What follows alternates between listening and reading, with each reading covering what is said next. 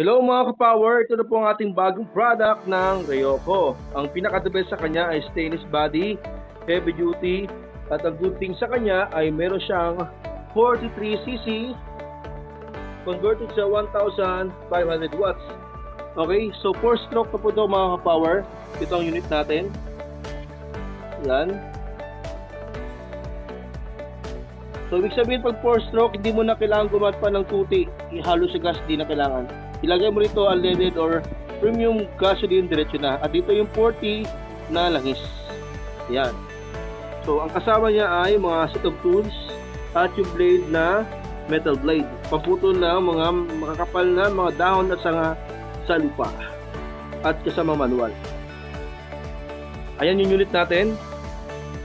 Ang pinaka-the best sa kanya ay ito na po isa sa mga heavy duty grass cutter, pangbugbugan, pagdigma sa mga katahiban, makakapal na mga halaman, malawakang putol tulad ng school, farm.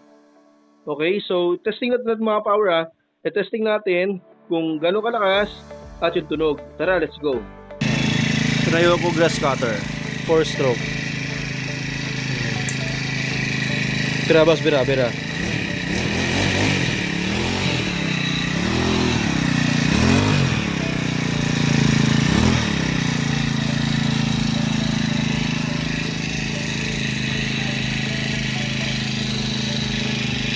So ang the best dyan mga ka-power ay silent mode yung ating grass cutter at smooth yung tunog. So kung natatanong ka kung magkano ang presyo ng ating 4-stroke grass cutter Ryoco, so huwag kalimutan mag-comments at mag-message kayo sa aking private message sa aking FB.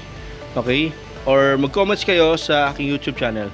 Okay? Huwag kalimutan mag-subscribe at mag-follow sa aking Facebook and YouTube. God bless mga ka-power.